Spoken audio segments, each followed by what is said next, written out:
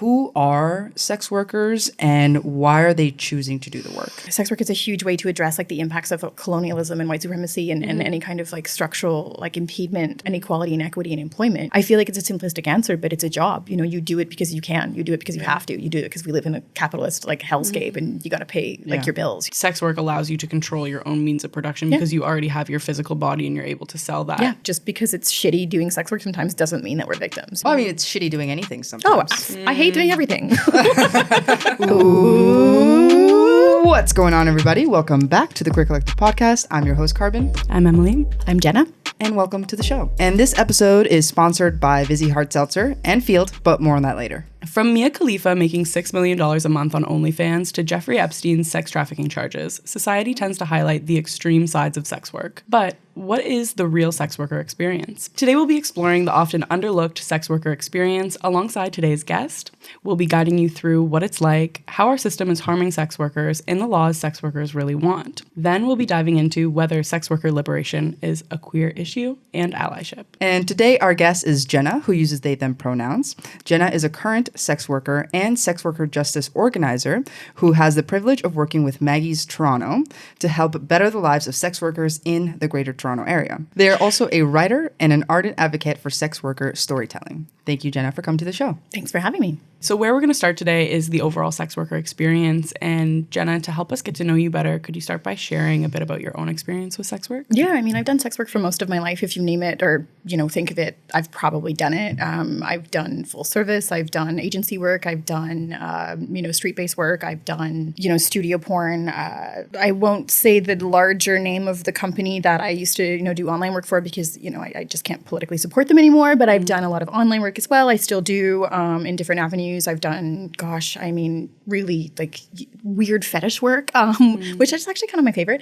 But yeah, honestly, like if you could think of it, I've probably done it. With a wide scope of sex work that you've done, can you explain to us what the difference is between indoor sex work and outdoor sex work? I mean, I think that like when people are far removed from the sex industry, like the first sort of thought that they have or the first like kind of definition that they have of sex work is outdoor sex work or street-based sex work. And like talking about the kind of like proverbial like street-based hooker or like drug user that's like on the street. Obviously, that doesn't really encompass like a lot of the sex work that's happening, but it is a large part of it, I think that it's also more highly visible than other forms of sex work. It's also more highly vilified and targeted by lawmakers, by law enforcement, by media, and sort of like anti-sex trafficking, and anti-sex worker lobby groups and feminist groups and Christian groups and things like that. So I think it also first comes to mind too because it is so vilified. It is such like a large, largely hated group for some reason. And I think a lot of that has to do with like both a combination of whorephobia, the fear and sort of like hatred of sex workers, but also like the whorearchy, It's like kind of like trying to separate yourself from being the inferior form of sex worker to being like an elite sex worker, if you will. What's like, a whorearchy?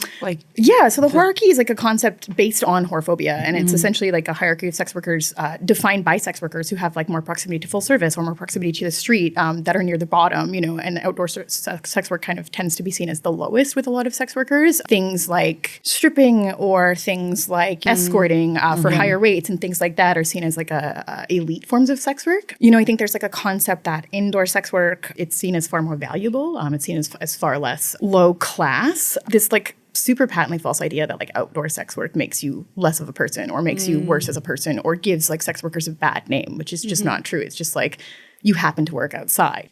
For me, defining outdoor sex work versus indoor sex work is really just based on like where you're working. Like that's it for me, And I think that like unfortunately, not a lot of folks view it that way, including within the sex work community. For the hierarchy that you mentioned, is it really just like outdoor sex work looked down upon? Is it just like pay or? It can be pay. It can be, it's even just like, you are seen as less than because you are outside. You are seen as less than because you don't have four walls to work within. You are seen as less than because you don't have access to the same kind of resources or protections or, even something as like expensive lingerie. You know what I mean? It's kind of like a conflation between, internalized misogyny, hatred of sex work, internalized hatred of racialized folks, indigenous folks, black folks, like trans folks, disabled folks, right? It's honestly kind of just like yet another like concept based on like the white supremacy that we live in. So, I was going to say that it feels like it's it's tied into like class and Oh, yeah. whiteness as Oh, yeah. well. Oh, yeah. Absolutely. Because it also, I feel like, connects to how we view homeless people. Oh, completely. A lot of the time too, it's like street-based sex workers, seeing them outside, and it's like your inability to perform whiteness to the degree that people would find socially acceptable or palatable for them. Absolutely. And then they're going to look down upon Yep, you. absolutely. Absolutely. That's so interesting that you brought up having internalized like sex work phobia. Yeah, I mean, it's internalized like hatred of sex work. It's internalized whorephobia. Yeah, it's like we hate ourselves for being sex Interesting. workers. So Yeah. sex workers also have that internalized yeah, phobia. exactly. So it's like if you're not visible, if you're not in the streets, then it's almost like Or like you're you not can really separate doing it. yourself from doing like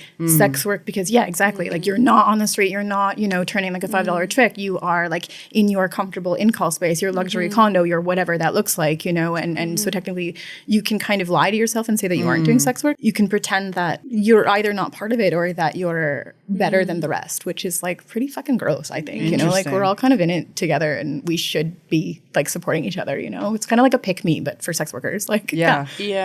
It kind of brings me back to, and we're going to talk about like its connection to queer rights later, but in terms of the whole movement around queer liberation and disregarding trans lives and disregarding like BIPOC lives within that movement as well, it really feels like that, where it's like all of us are actually part of this one community and like all of our rights need to be connected in order to like we're all queer, but we're better than them. Well, exactly, so accept us Yeah. and like also shove them under the bus. In terms of like the privilege with indoor versus outdoor sex work too, like one stat that we were finding was that the rates of violence and the rates of like sexual assaults is a lot more increased when you're working on the streets. And I'm wondering if that's connected to folks having to do it in terms of like need versus doing it versus choice. Is there anything there? I think it can be. I mean, I'm also very careful to conflate like doing sex work outdoors as a need versus a choice because I mean, there are like actual instances and often where folks do choose to work outside and work outdoors and work on the street versus working indoors. I mean, to put a pin in your question, like first, that there's also just like a sense of community when you're working outdoors. There's can be a sense of safety because there's numbers, there's someone watching you, like to, writing to that license plate you're getting in with, writing down a description, like checking in where you're going to be. Like, you can also find like community. Like if you're a newcomer to Canada, like there's folks that you're working with that are going to be like culturally sort of like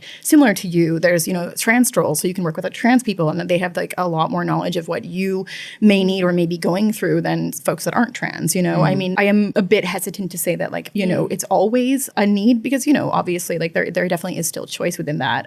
But yeah, of course, working on the street is not something that, speaking from experience, is very fun, and obviously it can come from like a lack of economic, choices or a lack of employment choices. It can come from, a lot of other things in terms of like colonial sort of like attitudes towards like hiring Indigenous folks, hiring trans folks, hiring Black folks, hiring folks that may not speak English very well, things like that. So it's definitely a need for sure, like a lot of the time, but it's not always. And I really do think that it's important to recognize that there's a level of autonomy throughout any kind of sex work that you're looking at. So a side question for you. I'm wondering why you continue to choose doing sex work. I pay Toronto rent. Like I can't afford, and I mean, I'm lucky that I get paid to do the work that I do, and Maggie's pays like quite well if you're looking at comparing other not-for-profit and justice work. But I pay Toronto rent, like it's tough out here. Yeah, it definitely is, and I'm an invisibly disabled person. I have a lot of medical bills. I have a lot of medication bills. It also gives like a little bit more of an access to choice and freedom in terms of like how I can make my own economic choices and how I can, I mean, even something like choose to travel and things like that.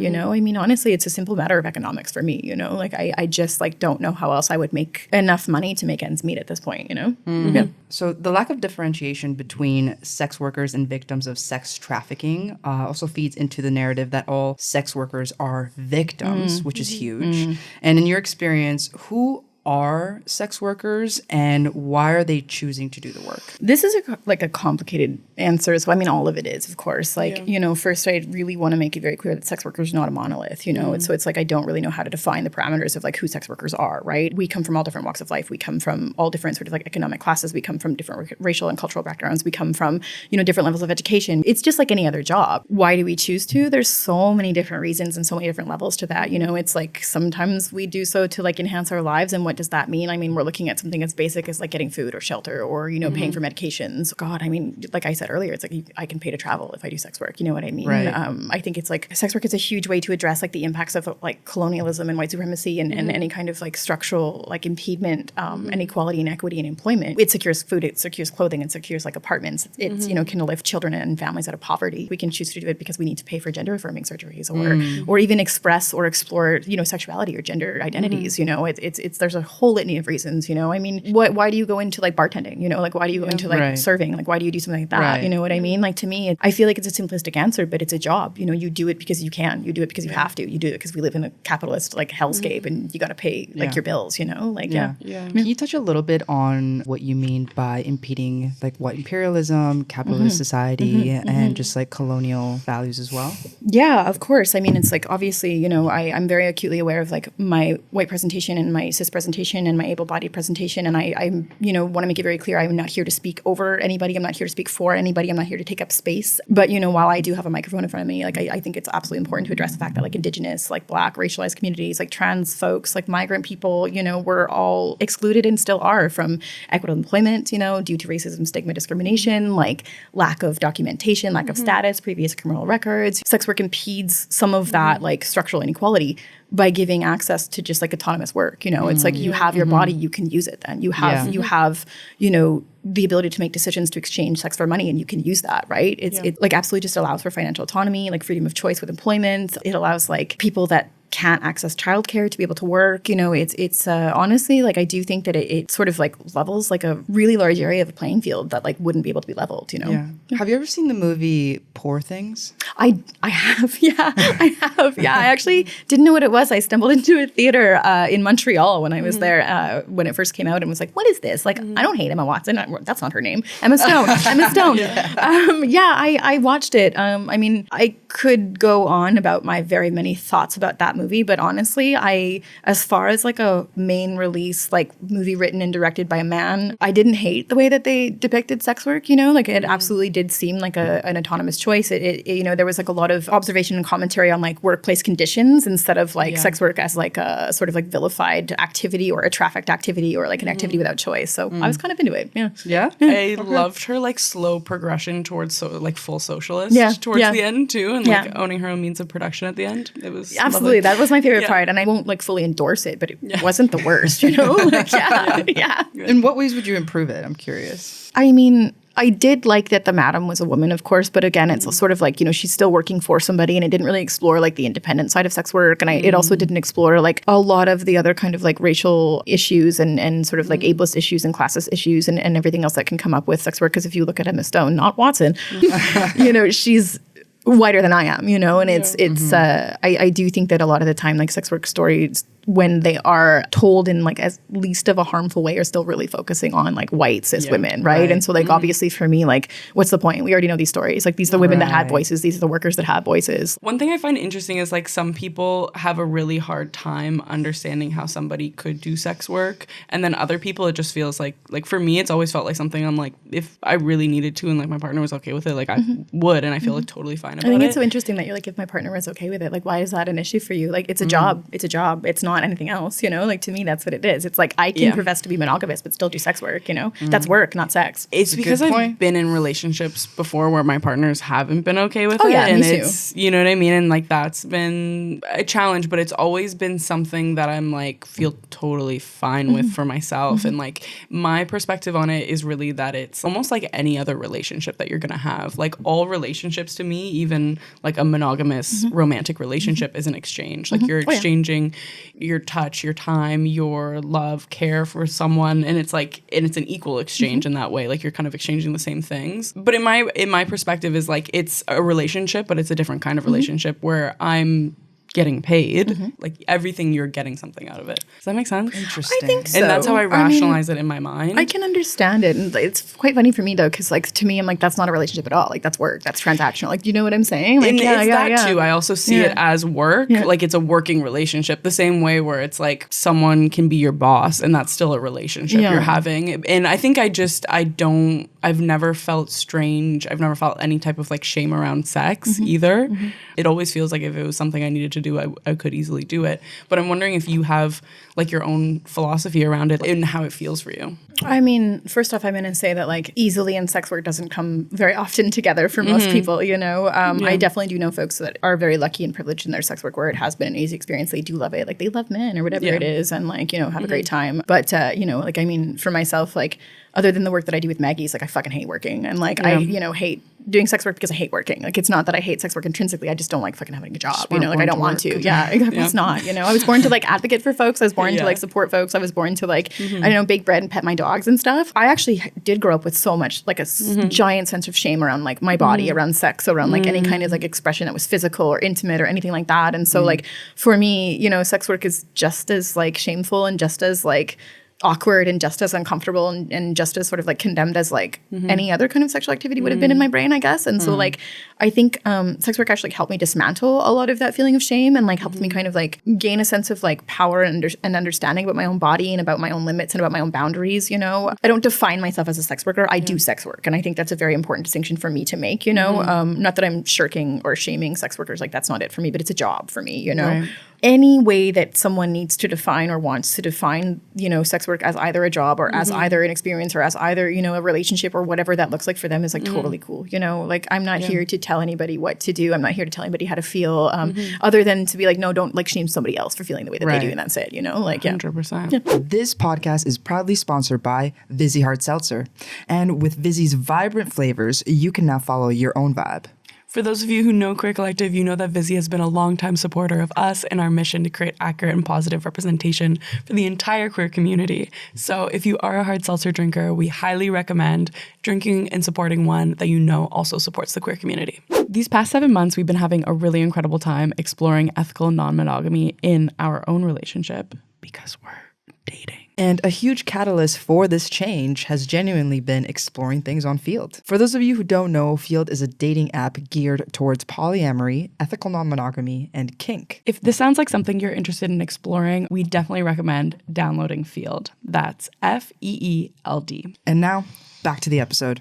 Following up on Carbon's last question, but many bills do conflate sex trafficking with sex work. And I'm wondering if you could explore what the important distinction is there. Yeah, as I punch my drink over, this is like something that, you know, Maggie's like has put a lot of work into sort of like combating or you know, teaching or dismantling sort of opinions about. And like, you know, there's a lovely and incredible hardworking group of people called the Canadian Alliance of Sex Work Law Reform that, you know, have been putting so much work into like touching on this stuff as well. But if we look at it at like the complete base of things, like sex work is a consensual act between adults. You know, it's a transactional act. It's completely consensual, and again, between adults, right? You know, and sex trafficking is like the product of coercion and exploitation. You know, it's if we're going to look at it at a very simplistic view, like that's what it is. You know, it's like there's choice versus not. Why is it that they often get put into the same thing when we're making bills around them, and like why can't they differentiate it? All of it kind of comes back to like the same thing. You know, the same sort of like hatreds and stigmas and discriminations like about sex work, but also about, you know, Black folks, like Indigenous folks, like trans folks, disabled folks, like, you know, poor folks, like drug users, et cetera, right? It's like you have to infantilize folks. You have to take away, you know, their autonomy in your mind so that you can make it better for them. It's like this reliance on like super sharp dichotomies. Like it's assuming that sex work and, you know, acts of sex for money and solicitation and things like that, like only exist in like a rigid category, which is like blatantly untrue. You know, all work, no matter what kind of work, exists on a spectrum, right? And like labeling a sex worker as like victimized, like further perpetuates stigma. And like that really works for the powers that be. If you're allowing marginalized groups to succeed, if you're allowing them to gain financial, economic control, gain autonomy, gain all these other things, then you're losing like a huge part of what makes this country quote unquote great, right? You're losing like a huge part of like supremacy. You're losing a huge part of, you know, being able to control the masses, right? And like I think that's like I feel sometimes like I sound like a conspiracy theorist, but that's the truth of it. Well, it ties into what you're saying about how sex work allows you to control your own means of production because you already have your physical body and you're able to sell that. Yeah. But under capitalism, a lot of the times, unless you're at the very top, you're not in control of that. Exactly. And that can be scary. It's like if you make it a safer place for people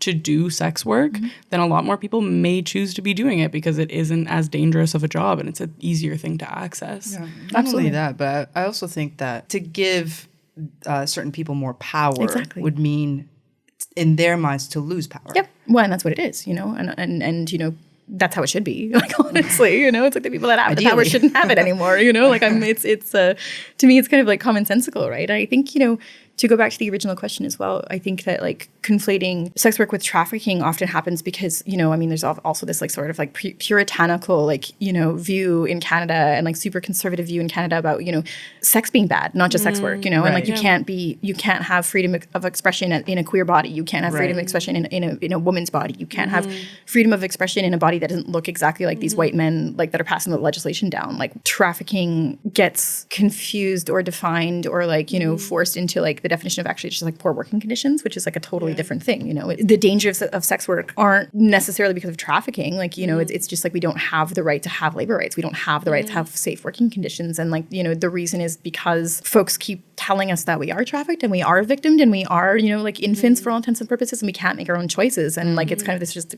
really disgusting cycle. You know what I mean? And I feel like sometimes I'm like screaming into a void because the folks that do want to hear already kind of agree or no. And like the folks that don't want to hear just decide that what I'm saying is bullshit anyway, you know? But I mean, it's a really important distinction to make. Like just because it's shitty doing sex work sometimes doesn't mean that we're victims, you know? Yeah. Well, I mean, it's shitty doing anything sometimes. I hate doing everything. So sorry you have to be here. This is fine. This is fine. Speaking of just like working conditions in general, what is the current state of sex worker legislation in Canada as it currently stands? Oh God, I love this question. I mean, honestly, I think there's this huge myth that sex work is legal in Canada, and like it's just not. The final act of like whatever that sex act looks like or that sexual exchange for money, like that one tiny thing is legal, right? But everything right up until that sex act, like right up until that exchange for money, right up until that sort of like whatever you're defining the, you know, exchange is illegal. You know, it's like sex work legislation is completely unconstitutional. You know, it impedes and prevents abilities to work and to make money and to have dignity and to have safety and to have rights and autonomy. Honestly, it just like takes away our right for security. You know, like we can't work in a safe manner because we can't work together. We can't properly screen our clients. We can't work in spaces specifically dedicated for full service sex work. You know, we don't have the right to liberty because we heavily, especially if we're marginalized, racialized, et cetera, incur like state sort of aliens and state sanctioned violence. You know, it's imprisonment and like deportation and like loss of you know, immigration status. You know, we don't have the right to personal and sexual autonomy or like bodily integrity. You know, it's like we don't have the right to life because we're prevented from like making our own security and safety measures that can lead to death and like often does, honestly. Like it's pretty fucked up. Like I get goosebumps when I talk about it because I feel very strongly, you know, it's like the laws are put in place to make sure that we continue to die. And it's really sad. It's really angering. It's really frustrating that we don't get to even have our voices heard about why these laws shouldn't exist anymore. The lawmakers don't have any kind of like contact or sense of like reality or, you know, even kind of like inkling that like the folks that they're making laws for are people. And to give people context, in 2014, Canada passed Bill C-36, the Protection of Communities and Exploited Person Act. And what Jenna is saying here is that made the buying of sex illegal, but it legalized selling sex. So technically you can't get in trouble. Like the sex worker doesn't get arrested. Is that correct? Sort of. Just for the sale of sex. Right. But you can't do things like have a third party, you know, participant. So you can't hire a bodyguard. You can't work for an agency. You can't have someone that is, you know, even doing something as silly as like answering your phones for you to like help you do your business. Yeah. You can't work together. You can't, you know. Which is really dangerous. Oh, yeah, it's wild. You can't communicate electronically. So you cannot screen. You can't ask for ID from your client. The setup of the Nordic model is that you're giving the power to the clients to decide if they want to help keep us safe or not. You know, like we can't ask for the things we used to be able to because in their minds, it's their life on the line. So why would I help you be safe? You know, but like in reality, it's our lives always on the line. I mean, it's the oldest and like longest lasting like industry for a reason, you know, and I mean, it exists globally for a reason too. You know, I think it's like as long as people have any kind of barter system or, you know, money exchange, like sale of sex is going to happen and it's, you know, never going to go away. Like sex just sells, it just will, you know. Yeah. It's so interesting that if it's like one of the oldest running industries and then will always happen as long as there's any sort of like monetary exchange involved, that it is still illegal. Yeah. And so vilified and so like vilified. Shit on. And like, And it's like this idea that like sex itself is bad unless you're like reproducing. Yeah. It's interesting because when you speak about it and when any rational person looks at this, like taking away all of a sex worker's ability to keep themselves safe while doing their work, taking all of that away seems very unconstitutional. But when it was challenged... Yeah, it was just struck down. It was struck down. Justice Robert Goldstein stated that that it balances the most exploitative aspects of the sex trade while protecting sex workers from legal prosecution. First of all, what does that even mean? Like, he doesn't know what he's talking about, you know? And also, like, just so you know, if you look into any of his background, he's like such a conservative. If you look at anything that he's done, it was such a biased like appointment. It's disgusting. First of all, they didn't give anyone a fighting chance to like have a fair say in things and have a fair argument about what affects our lives, and absolutely not his, you know? Also, like, big client energy. Sorry, sir, but that's what I get from you. You know? Yeah, I'm like, am I going to get like a lawsuit? Like, I feel like the people, this isn't always the case, but it strikes me as like the people who fight the hardest against something are the ones that like want it the most, like or they're use down it in the it. most. They're down in it. Yeah, they're in it. So from your perspective, what are the laws that sex workers really want? Labor laws. To me, like, that's what it is across the board. I think it's like, you know, I don't think we want any laws put in place. Like, that's also problematic, right? Like, any kind of law disproportionately will benefit white folks, cis folks, you know, straight folks, and any kind of law put in place will absolutely disproportionately like target and harm folks that don't exist within those parameters, right? So, I mean, for me, I think it's like the laws that we want are basically no laws. Like, we want to be left alone, do our job so that we can then treat it like a job, get labor rights, get, you know, I mean, unions, like putting rights and protections in place in terms of a job level. Like, that's what it is for me, you know? Yeah, I think that points to the important differentiation between legalization versus decriminalization. The decriminalization model is actually fully endorsed by the World Health Organization and UNAIDS, and it's actually a model that's been implemented in New Zealand, Australia, South Africa, and Belgium. And just using New Zealand as a case study for folks to just like get an idea of how the decriminalization model works. They decriminalized sex work in 2003 under their PRA, Prostitution Reform Act, and the sex industry has not increased in size since then. And many of the social evils, quote unquote, predicted by some of those who oppose the decriminalization of the sex industry have not been experienced. And 90% of sex workers believed that the PRA gave them employment, legal and health and safety rights. 64% found it easier to refuse clients. And 57% said that police attitudes towards sex workers changed for the better. I truly hope that, you know, the New Zealand sort of like example can be far more widespread. If you're looking at any kind of like laws that pertain to bodily autonomy, you know, I mean, look at Portugal and decriminalization of drugs, right? It's like you said, with sex work, there's no increase of drug use. There's no, you know, the folks that are going to do it anyway. It's that they can do it safer now. We can then have the opportunity to like report robbery, report theft, like report violence, report like assaults, report, you know, any number of things that are happening to us without fear of legal repercussions and about fear of, you know, our own criminalization, about fear of our own harm. Could you, I find it interesting, your outlook on the police, and I'm wondering if you have either a story or something you could share with our audience to give them a deeper understanding of what that relationship actually looks like, because I think a lot of people cannot even fathom what that relationship looks like when they're listening right now. We are basically sitting ducks for police. We are targeted and surveilled at, you know, disproportionate rates, especially if we're not white, you know, especially if we're not cis and you know, visibly trans and things like that. The relationship between sex workers and police is, I mean, tenuous at best and like fraught with violence at you know, probably, I wouldn't even say worst, at like most common. If you're looking at the folks that MAGGIES Toronto supports and the folks that I'm very lucky to be able to support through case management, through our parenting program, through our drop-in program, the stories of violence are just like rampant. They're abject. Trying to tell somebody that is not living that life is pretty difficult, because I think there is, you know, obviously like that widespread myth that police are here to help you. There's no safety with police, like none. We don't encourage talking to police, you know, at MAGGIES. If you do need to and want to report any crime, you know, as a sex worker, like we're here to help you. So like, please do reach out. But, you know, it wouldn't be my first recommendation. It's because typically they'll find a way to criminalize you. Criminalize you or assault you. Yeah. It's not even just about like arrest. It's about like everything else that they can do to you and will. I'm not saying like, don't ever talk to police. Like, I'm not going to encourage it, but we do live in a society where you kind of have to sometimes. And like, I've had to, and I will, you know, and obviously we have to go through like legal processes and systems as well. If you can reach out to MAGGIES or another organization that exists nationally, because we do have a few of them, then please do that. And we can also be there to advocate for you with police and be there to make sure that, you know, we can help keep your safety as much as we can with police, like things like that too. Going back to kind of like the ruling of Goldstein, the ruling was just so completely dismissive of anything that we were saying for ourselves, you know, like basically his China's ruling dictates that we don't know the law enough to decide what we need. Like, we don't know the law enough to decide what our rights are. We don't know the law enough or our rights enough to know that sex work is bad for us. If you read through any of the comments he made about, sex workers, it's like completely just not even dismissive. Like, it's gross, Like, it's essentially saying that we're also like fucking stupid, that we don't know what we need, so he must decide for us. They're taking away like decision-making rights, autonomous rights from so many people that live in this country, Like, it's horrifying. Yeah, I don't know. The white cis man savior. Oh, I love him. Yeah.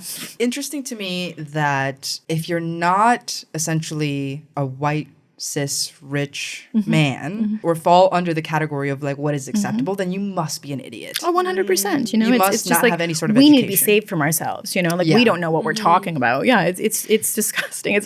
I laugh because it's funny. Like, it has to be at this point, because like I don't understand how you can look at an entire population of so many varied people and decide like, no, I'm right and you're wrong. Like, that's what that is. You know? Yeah. The way that you described it as like infantilizing, it is hugely that too. It's like the beginning of Poor Things, Yeah. Connecting it with sex trafficking is just like their excuse. Of course. But it's such a lazy excuse. Of course. You could just make two separate laws. I'm glad you said that, because the fact that it is such an overarching law actually doesn't protect victims of actual trafficking anyway, know? And like, why aren't these same narrow-minded sort of lenses like being put upon things like the agricultural like industries and hospitality industries and things like that, where trafficking is actually far more rampant statistically than sex work, Like, it makes no sense to me at all. I feel like it's not the same, but parallel to the types of laws that are made around trans bodies. Yes, yeah, it is. Or even it is kind rights. of all the same. That's the thing, right? It's all part and parcel, like absolutely. When it comes to like whether it be trans bodies or like abortion rights, stuff like that, they use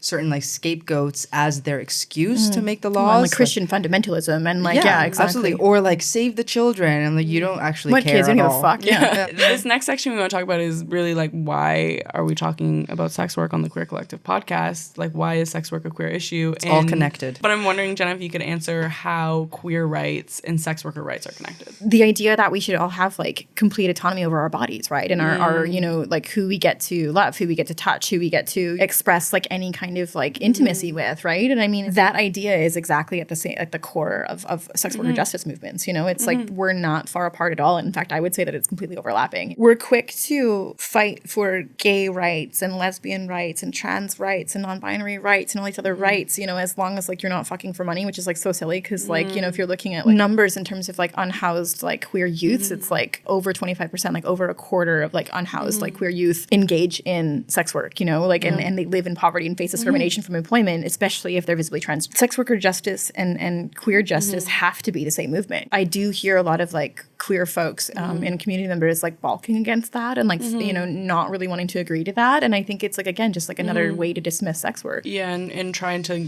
normalize queer folks and make it seem like we can integrate into regular society. We're not bad. It's once again throwing people under the bus, so that you can step on their heads and get absolutely. Exactly. So similar to like how back in the day we threw trans people under the bus. We're like, yeah, gay rights, lesbian rights. We're not like them. You want them. You don't want us. We're the normal ones. And now that we're like starting to include trans people in that movement, we're starting to include non-binary people in that movement. It's like, well, who else can we step on? Well, that's it. I remember one time I almost drowned my friend Maxim because we were swimming in this weird like cave thing, and there was like a spider that came from the roof, and I'm very afraid, so I like stepped on his head to like get and like it's like that, It's sorry, Max, I love you, but I mean, it's exactly like that, It's we're just like stepping on each other's heads to like drown the next one first, so that we can further ourselves and save ourselves from like whatever weird cave water spider that exists, and like sorry, Max, I love you.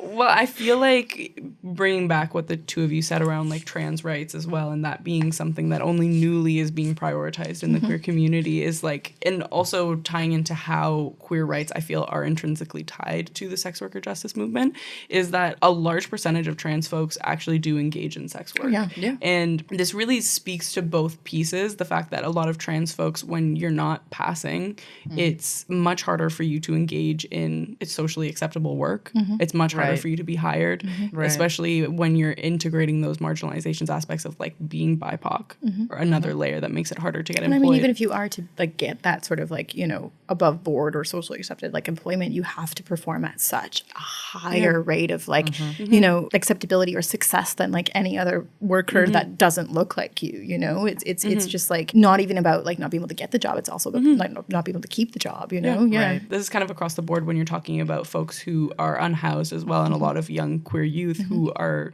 getting kicked out of their homes. Like this is another element of folks utilizing one piece that they have to be able to economically like move forward in their life when they've had kind of everything like the rug pulled out from them. Yeah. I personally see them as like intrinsically tied, and I hope that our listeners can see that too. And that kind of moves us on to the next piece, which is like allyship and dreaming up a better system.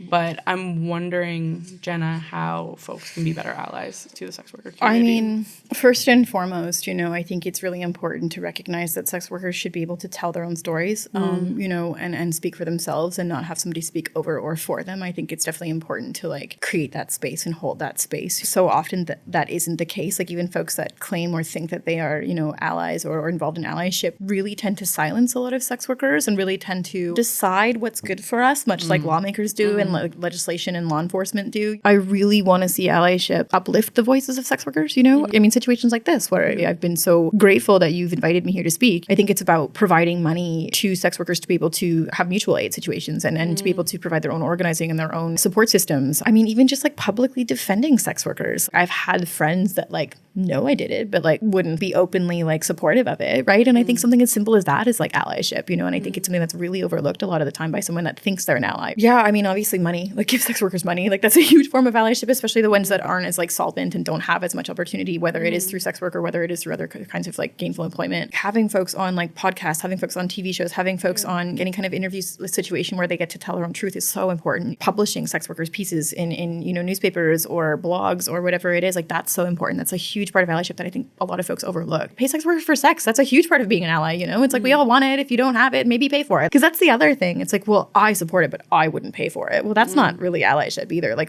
first of all, why do you have to like clarify that? Second of all, like, just shut up and do it. I don't know. Like, maybe it's not that bad, you know? Like, you get what you want anyway.